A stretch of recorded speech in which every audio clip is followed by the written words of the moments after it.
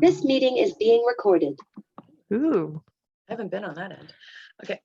Hi, welcome. Good day. This is the YMCA Education Series. We are free and open to the public, so we encourage you to spread the word and invite your friends and family to participate. We host approximately 6 to 8 of these a month, varying in different topics. This program will last about an hour. We ask you to save your questions. We'll have a Q&A at the end. If you want, we'll do a Q&A at the end if you have any questions. And thank you again for joining us. For our being Asian American and an elected official. I'm going to actually introduce Megan Vasquez, who's our director for our wellness, our senior director for our wellness center here, and part of our leader for our DEI, our diversity, equity, and inclusion committee here at the Y. So I'm going to let her introduce Holly Kim. Thank you, Treasurer Holly Kim. Good morning. I'm just going to read a brief bio very quickly on Holly Kim. Holly Kim was the first Korean American woman elected in the state of Illinois. Holly Kim attributes her independent streak to her great-grandmother, who was unique, a woman fighter in the Korean Rebellion with Kim Koo. Continuing a legacy of advancing the people, Holly worked her way through college, earning a degree from Northwestern Illinois University in Spanish and Latin American Studies, while volunteering for citizenship workshops through Congressman Gutierrez. As a community organizer, she protested for fair wages, led candlelight vigils, and hosted a peace walk to address the tension between community and police. And I have to say I was part of that also. So as a member of the Mundelein community. In 2013, Holly was elected trustee of Mundelein, Illinois. Her values reflected the hard work, ethic, and pro-business stance stemmed from her father, who was a president of the JCs and a Chamber of Commerce. She ran for mayor of her town, and although the election escaped her by 5 votes, a reminder that every vote does matter, she believes in perseverance, and next year won her election as the Lake County Treasurer. So we want to welcome Holly Kim today as our speaker. Hey, good morning. Okay. So thank you so much for this opportunity and for all of you coming to support such a wonderful cause.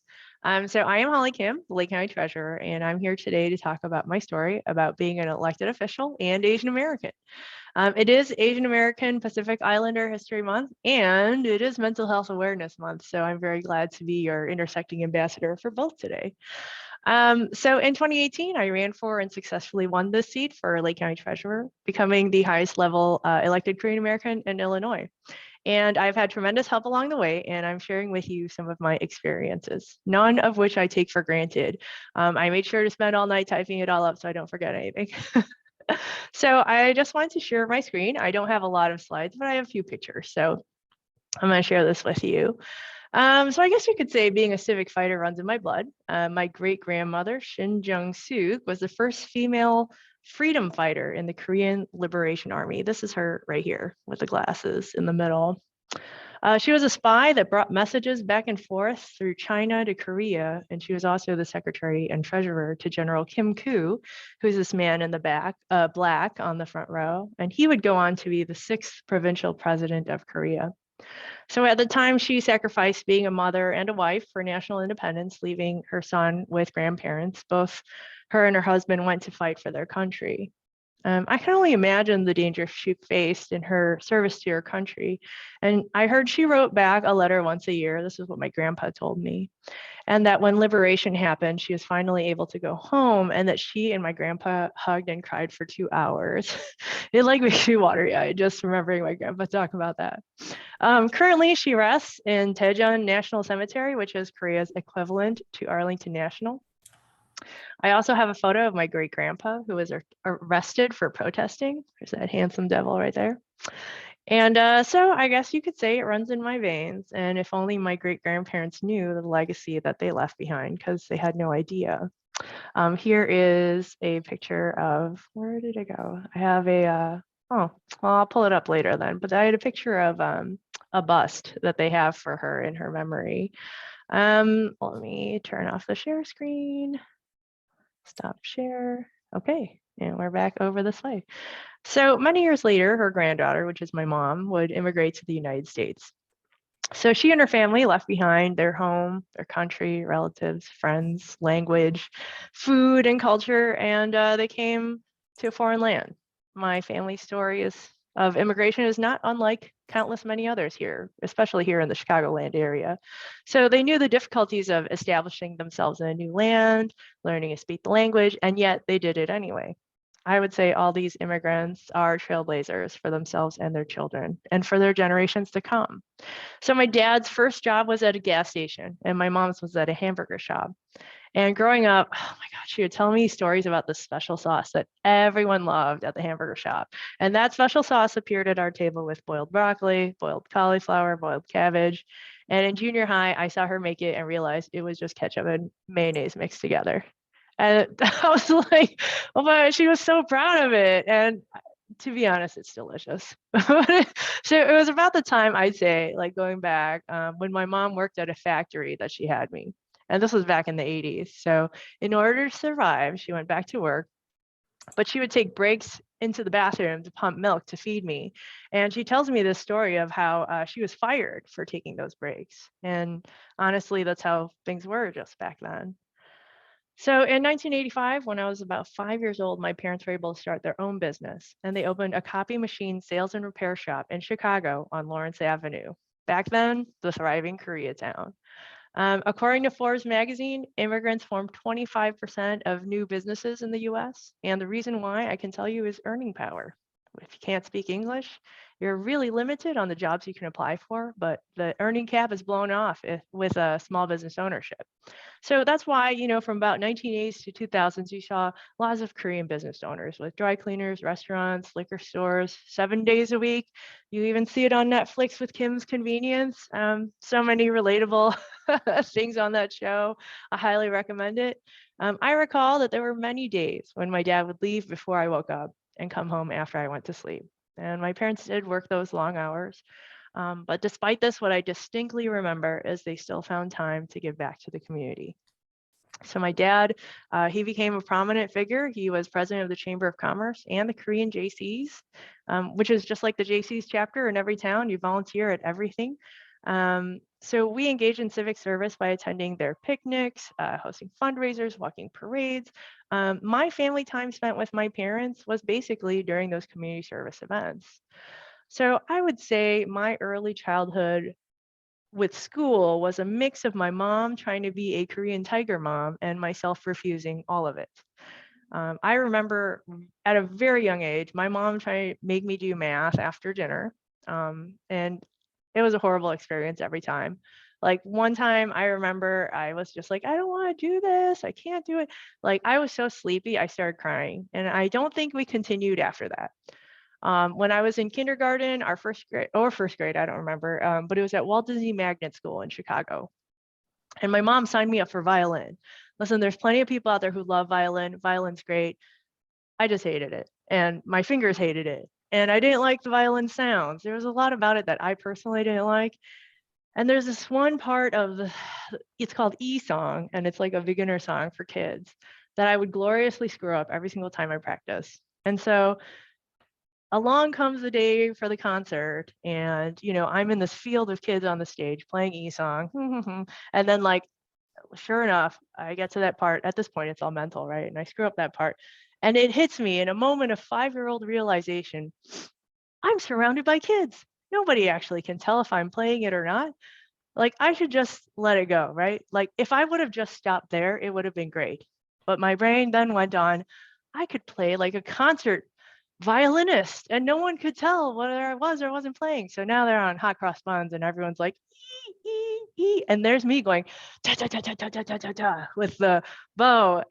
And there was laughing in the audience, but at that time, I don't think I realized it was because of me. And so after the concert, I'm running around and my mom comes up to me and the violin teacher, and my mom's like, oh, so your concert. And the teacher's like, so you messed up at the part with the, and I was like, yeah. And then I realized the gig was up, right? And I looked at my mom and I said, I told you I don't want to play violin. And I think after that experience, I didn't have to play violin anymore. My poor mom. So the last of the three, my mom signed me up for language and math academies on Saturdays where we did extra math and writing because all the work from school during the week and homework wasn't enough. LOL. So elementary to high school, I would say my report card reflected all the colors of the rainbow. My mom would be like, "What's a C?" And I would pull like, the American card and go, "Well, according to the report card, it says C is average, Mom." And although in the classes, I think I was bright, I really needed supplemental speech classes in elementary school, and in junior high, at Northbrook Junior High, I was enrolled in study strategies. And to be honest, I use my strengths as a visual learner and taking notes and color coding, and I still use those skills to this day. My poor mom, she tried to be a good Korean mom, but I admit I'm exhausting. So when it was time for me to go to college, I was torn between what I wanted to do, but my family's limited finances. My parents didn't save anything for college, and they couldn't afford to send me to many of the schools in which I had interest. So from some misguided notion that I thought the school has to contain the word university, to correct my intro, I decided on Northeastern Illinois University as the affordable alternative. I'm very super pro Northeastern Illinois University. It turned out that my parents couldn't afford that either, though. And it was kind of a rude awakening when I was pulled out of my classes for non-payment of tuition and was told my registration was canceled. So I quickly came to grips with my situation and I told my mom, I was like, "Mom, don't worry, I'll pay for my tuition from now on." Okay, so it was much angrier than that. But even without them saying anything, I knew there were money issues, but no one ever talks about anything personal when you're growing up Korean American. So I went to work full time while going to school part time. I worked downtown at an engineering firm, and I worked full time and then went to classes part time. And I even was working downtown when 9/11 happened. And I remember walking those streets when everything was evacuated and it was like a ghost town. I rented a shared room in downtown. I ate cans of cream corn and instant noodles and beans and tortillas. I mean, maybe because I like cream corn, beans, and tortillas. But every day I would wake up at 7 to take the blue line to work on time. And while I didn't mind the hardship, I endured while other students may have had it easier, I admit, and I stayed the course. So very important, I want to tell you that in the way that life happens and surprises happen unexpectedly but unapologetically, in 2003, I got pregnant. To say my Asian parents did not react well would be a massive understatement. Now, I think of the shame that you bring to this Asian family. My mom pleaded with me, telling me it would ruin my life, and my dad, he wouldn't even speak to me. So reflecting back on this, that pregnancy was probably one of the hardest times of my life. So I weighed my options. I had a full-time job, a steady boyfriend, but even without him, I could probably figure some way to manage, right? At that point, I'm not 16. I think I was like 23. So I chose to keep the baby, in which I thought was a good and completely a good thing in my eyes, but a completely bad thing in my parents' eyes. So this isn't the first time that something can be good, could also be bad, depending on which culture you're in, right? And so, of course, this will not be the last. My parents then chose to disown me. I signed up for WIC, Medicaid, Head Start. These social programs and social benefits helped me in my toughest times when circumstances seemed really dire. But because of this experience, I have so much gratitude for these programs. I understand what others go through. For me, it meant I could keep the baby and I could keep going to school. And there is not going to be, or barely any Korean American out there who will admit to you that they ever were on any of these programs. Another good, all these social support programs that in ethnic communities can be perceived as bad. So last week was Crime Victims Week, and there was a forum held by the Lake County State's Attorney's Office. I point this way because the State's Attorney's Office is like this way, but you don't know, like I'm at the county building. And there was a bunch of Korean community service providers there. And one of the things I had talked about to the audience was culturally, how more crime victims actually need to come out of the shadows, because we as Korean Americans don't ask for help. We suffer on the inside, and it's almost like culturally we're taught that asking for help or signing up for any social services is a weakness and a stigma, which means there's even fewer people talking about mental health, right? There was an amazing nonprofit that was present and really ahead of their time. There was a nonprofit table for CanWin, which stands for Korean American Women in Need. They started in 2013. And it was for women who were subject to physical, emotional, and sexual violence, and there was no place to go for safety and support. What's interesting is back in the day, even like I remember, like, wasn't there like a stigma? Like people used to say something about Canwin, and someone was like, yeah, back in the day, they'd say, don't let your wives go to Canwin or you'll be divorced. But as the years go on, times change, and I'm so glad that organizations like that, like we're trailblazing and existed, and they're thriving to this day. So let's talk about '09, my mental breakdown. I'm 29. I'm married, have 3 kids, stable job. I'm living the dream. It's like a scene. Well, actually, no. It's a scene out of American Beauty, the movie where the person's crying in the car while driving home. Like I felt that. So imagine I'm driving home crying because and I don't know why. I have everything, but inside I feel hollow and like I'm not alive. So I pull up the driveway and I'm like, okay, buck it up, Holly, because you're about to walk in the house and your husband and your kids all depend on you. Oh my God, I'm getting watery just thinking about it. But why I can't tell you why I felt dead inside. By society standards, I was succeeding. I'm great. I have everything. And I couldn't grasp for the life of me why I wasn't happy. And one time, that breakdown happened while I was at work. I went in to see my manager, Jim, and I'm like, Jim. And he's like, oh my God. And I was like, I'm just going through something. I don't know what. I can't name it. I'm like bawling my eyes out. He goes, are you seeing a therapist? And I said, no, I thought you only go to those if you're crazy. And Jim's like, well, try to tell me in the nicest words possible that I may have reached that point. So in meeting with the therapist, and I say this, I'm very raw in telling you because it's okay to say these things, right? I'm admitting that I falsely believe that. And in meeting with the therapist, one of the first words out of my mouth to her was, I have to be honest, I thought people who come to places like this are crazy. And she's like, well, and here you are. So what's going on? Right? And I'll tell you that if a chiropractor can realign your spine, a therapist really realigns your thoughts and your brain. I told her everything. It came out like a fountain. My childhood, this one time when I was a kid, my sexual assault story, the stories with my parents, the inner struggle that I had the whole time when my parents came back, but the gap in between, and the guilt that I felt by society standards because in marked measures I am successful. So why do I feel so wrong and guilty, and what's wrong with me? So we talked about that maybe society or my parents and what they deem as success may not be a person's real success, right? Summed up, I would tell anyone in this day and age that you need to put your oxygen mask on before you help others, just like on the airplane. And I pause to tell all of you that therapy is great and everyone should go see one, even when you're well, like a doctor's visit. Not only do you learn to stop the patterns of your past that you don't even realize are happening and you're inflicting on your own children, but you learn how to observe others hurting you and to stop or avoid that as well. So let's talk a little bit about the elected side. In 2012, there's this movie I love referencing. It came out with Will Ferrell and Zach Galifianakis. It's called The Campaign. It parodied political elections. If you haven't seen it, I highly recommend it. It's not for children. Let me just put that in there.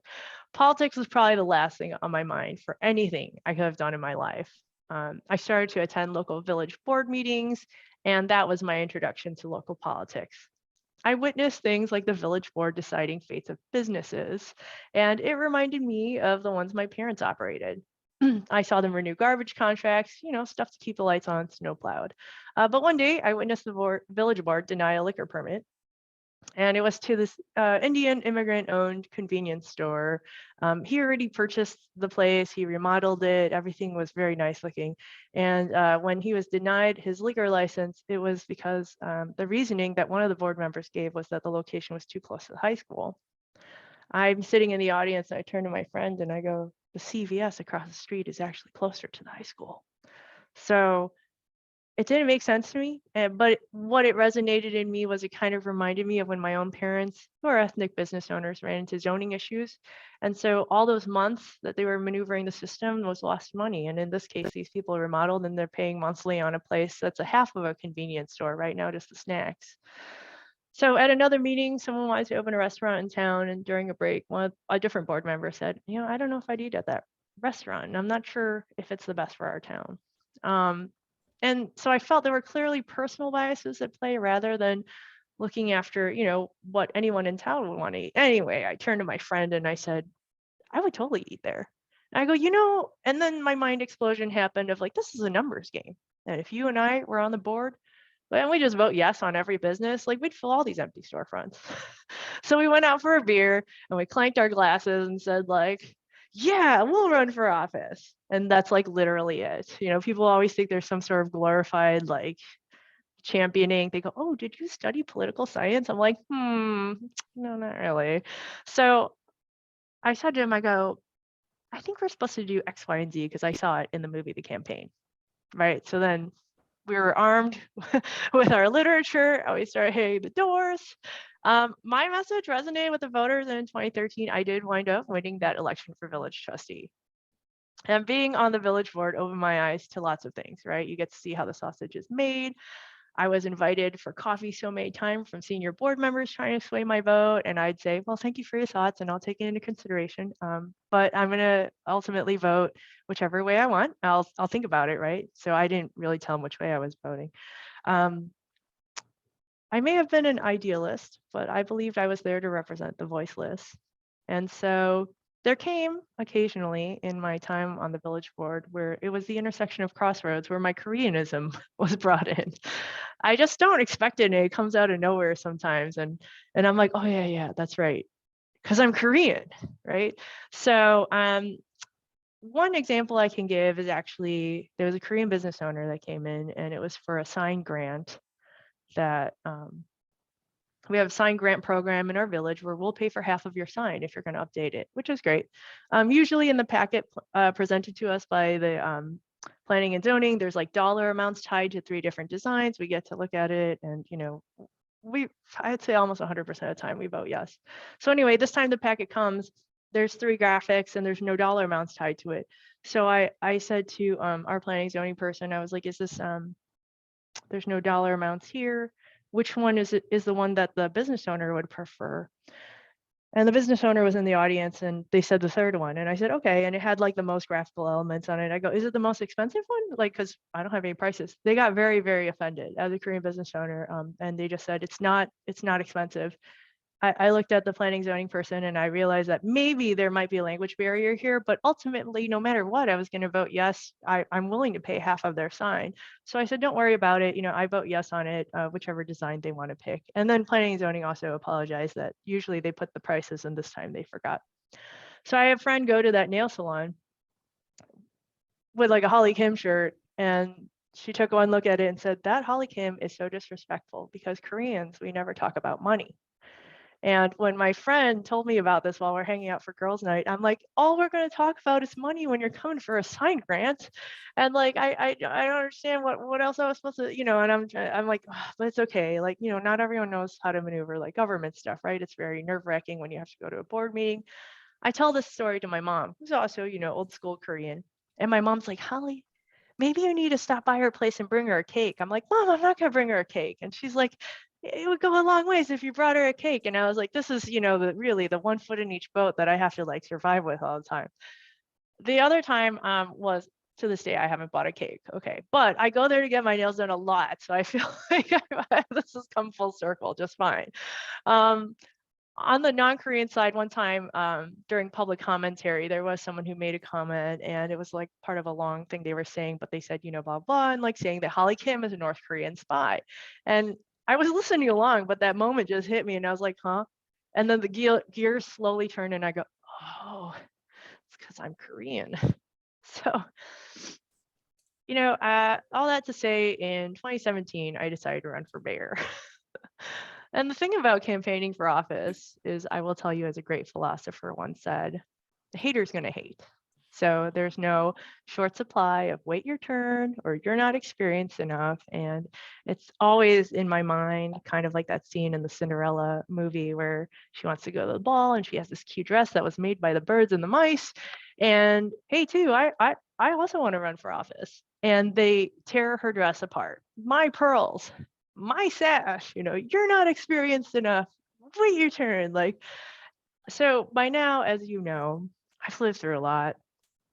I've had lots of therapy and I've grown to know exactly who I am. So what went from fear of imposter syndrome really was calm resolve to me, because I will tell you honestly that once you know who you are in your heart and in your mind and you're at peace with that, oh my God, like nobody can take that away from you. But most of all, they can't use it against you. Thank you, therapy. So successful campaigns need two things: money and volunteers. And I asked everyone for money, but even though it didn't feel natural to me, right? Like in Korean, we don't talk about money. So tons of donations came from my town, but bigger amounts came from my dad's friends.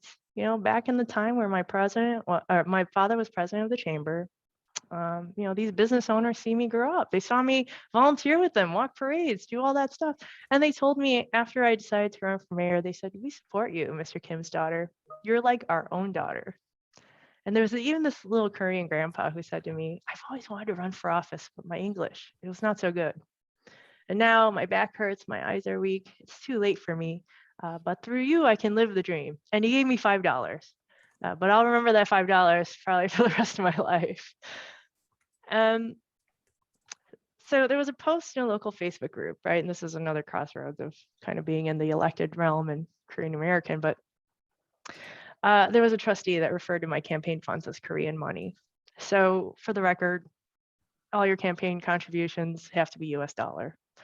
Of course, it's fine if anyone else takes that money, but if I take the money of Korean business owners, this is Korean money now, right? What it raised in me was an awareness that some people, no matter what, will view me as a perpetual foreigner because of the color of my skin, despite that I was born here, despite that I had dedicated decades of my life to public service and civic engagement. But I must say, and especially as women, I think we're conditioned throughout our lives to doubt ourselves. And sometimes the barriers that have to be broken are the ones we have in our own minds. So I told my volunteers and my staff of supporters, like, I know we're only running for mayor, but we're going to run it like we're running for Congress. I was like, I made that promise tooth and nail. So it was a really, really spirited race, and it was a dogfight. Like they will tell you, especially coming out of nowhere as a one-term trustee, the results were close enough that we had to do a recount. But in the end, I lost by 5 votes. And where 3 voters swinging around could have ended the election in my favor. But the obvious lesson here is that every single vote matters, right? And consequentially, that every vote matters. Every single one of you matters. So don't forget to vote. So with the mayoral race over and my term as trustee ending, I believed I was done with politics. I mean, I was like an outsider anyway. But then that's when I received the solicitations from actual parties, right? It was as though I was a college athlete and they're just scouting me from college athletics, but it was a humbling experience. I sat down and reviewed my options. There were things that each party wanted of me, but there were certainly my own priorities. One of the things that you learn in therapy is placing a weight on your values and what's important to you at that time. So I knew that I wanted to stay close to my family, right? I didn't really want to drive 4 hours down, 4 hours up while I have 2 kids going to high school. So I think we women especially need to face in our lives the need to balance our career goals with our families, our children. It seemed in the Mad Men era that men just pursued their careers, and even my own father, as a kid, I would hear him say, "Holly, man's business is man's business and women and kids over there." So it takes a while to unravel those kinds of lessons. And only most recently, I point out that kind of sexism. When I went on a work conference and my mom would post on Facebook, "But where are the kids?" And when my husband went on work conferences, she would comment, "Looks fun." Okay. So I chose Lake County Treasurer so I could be home every night, right? I just placed my own values. This isn't about like womanly values, it's just my own. So the treasurer's race would pit me against the incumbent. And once again, naysayers will always say, "You have no experience." And my response was, well, neither did they until they got in the office. They ask, "Are you a CPA?" No, but neither is the other guy. "What about your children? What about your husband? Smile more, smile less. Don't dress too cute because they'll think you're dumb." but have some fashion sense so you look relatable. Huh? It's wildly impossible. Double standards. Why is the bar so much higher for women when really nobody asks those to men? I'll tell you that not experienced enough is really a form of sexism for women, because men with no experience, they're an outsider with fresh eyes. So during my campaign, I really leaned heavily on my experience in tech and management. And you know how I had to work through college. So, well, that experience shot me straight into management as soon as I graduated. In Karate Kid, Mr. Miyagi takes Daniel under his wing, but when Daniel wants to train in karate, instead Mr. Miyagi teaches him to paint fences, right? Up, down, up, down. And then washing cars, wax on, wax off. Did they do that in the newer one with okay, they do it on the newer one too. Okay, so they did it in all the Karate Kid movies. So the audience is brought to understand that is Mr. Miyagi's training for Daniel. And for me, my civic upbringing was my training. It was majoring in Spanish in college, the stamina of going to school, working, volunteering, and it was being surrounded by like trailblazers, pioneers. The election for mayor were really by 5. It meant I was just as good as the other guy.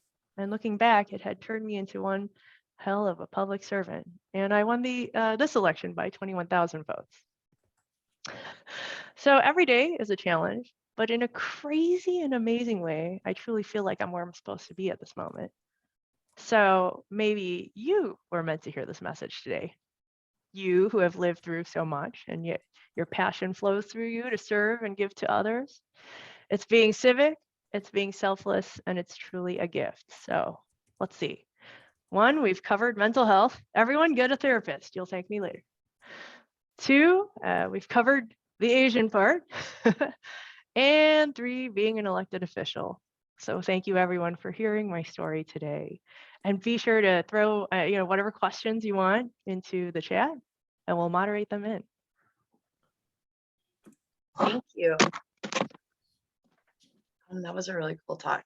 Are there any questions? Oh, I learned a lot actually. And it's cool how you can talk about a lot of intersectionalities as far as your background. I thought that was very interesting to kind of see that as at play. So, sorry, are there any questions from the group? It's okay if there aren't. Oh, what year did your grandparents come over and what were their motivations? That's from Bob. So, yeah, my grandparents, oh my gosh, it was sometime in the 70s. And my grandfather, he worked for Fujifilm. And so then he moved to Los Angeles working at Fujifilm over there. And so my mom's family was in California, immigrated over there. And I didn't include this in there, but a bit of trivia. My dad is actually a mail order husband for my mom. So dating was kind of frowned upon and they had matchmakers. And so my mom was here in Los Angeles and she saw all these photos of different guys in their bios and their family chose my dad, whose family owns a couple manufacturing factories over there. And so he was ported over here. But yeah, my mom's side of the family is the one with the spy and the protesting great grandpa. It was great. Oh man, it courses through my veins. So what can we do to involve more Korean folks in local politics? This is a good question, and it's not really only Koreans. It's a lot of ethnic minorities. I remember going to my first protest in college, right? And it was, I distinctly remember my mom being like, "Are you sure? Is that okay?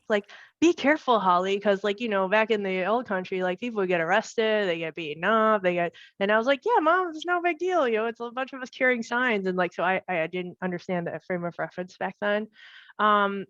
It's probably going to have to take you going into their community, right, in order for it to be comfortable. I know in Mundelein, one of the things we did was a Latino Residence Police Academy. And so we had our Spanish speaking officers really talk about the different services the police had and what it's like and a tour. And but we had lots of people sign up for that and they would bring their friends and it continues to go on to this day. It really is meeting people where they're at in order to get more comfortable with something they don't normally get involved with. I mean, I think the reason why there weren't many Asians involved in anything political is, one, we're taught not to rock the boat, right? And respect your elders, which we do, but like sometimes, you know, just discussing and defending your belief is perceived as being disrespectful, and so maybe they don't do that, right?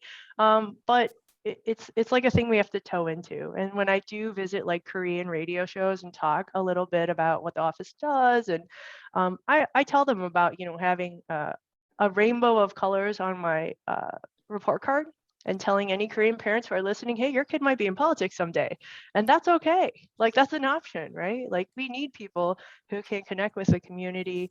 There's even this phrase in Korean, it's called gabuljima, where it's like, stop goofing around. And man, my parents said that all the time. But I think that's kind of one of the things needed to like connect to the community. So it is hard. One more example that I'll give is when I worked downtown at the engineering firm in the IT department, it was annual review time. Everyone gets a review. That was my first time getting a review though. And the VP interview, like he gave me like the good, bad, good sandwich. And when I was talking about the things I need to improve on, I just burst into tears. And he goes, okay. And I said to him, I go, I don't even know why I'm crying. Like, what you're saying is not bad, but I think it's because whenever someone sat me down to talk to me like this growing up, it was only to yell at me, right? Or to tell me I did something bad, and it's just happening on its own, like a fight or flight. I was like, just keep going. And he's like, okay. So he just powered through like the rest of the review with like me wiping up my tears. But also too, like looking people in the eyes. Growing up, like that's defiance, right? But now I need that in corporate America. So there's definitely like things that I had to get over as a second generation. I don't know if it's within first generation to like, you know, certainly for business, they were able to do that. So I think it's just a matter of meeting them where they're at, right? Because I think that makes it more comfortable. That was a really good question. Yeah, these are really good questions. One of the things that I talk to also to the Korean community, especially, is the need for them to go and vote, right? I point to the fact that, you know, these are just facts, right, and truths. Like we can see, we don't know how people voted, but we can see who went to vote. And sometimes if there's different minority categories that go out to vote in greater numbers, that they may get more attention, you know, or they may be reached out to, or people visit them more. And I was like, you know, you own businesses, you work very hard, you don't barely go on vacation. I was like, you need to go and vote so that you say like your opinions, people are standing up for you, you know, things like that. And so that's actually something that we need to work on. And there are a couple of Korean organizations working on having more of them register to vote.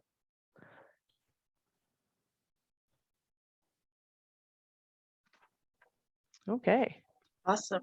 Well, if there's no more questions, we will close out. Thank you so much for talking and speaking with us today, Holly. Like I said, it's interesting to see how everything kind of plays out, and you have so many different intersectionalities that it's actually really interesting. And I appreciate you sharing your story too, all of the stories. So all right, that concludes our YMCA Education Series presentation. On behalf of the North Suburban YMCA and YES, we thank you for supporting organizations like this and programs like this. Special thank you to Holly Kim, Treasurer Holly Kim, for speaking with us today. Programs like this are free and open to the public, so if you liked it today, you can feel free to donate. Check out more online at nsymca.org.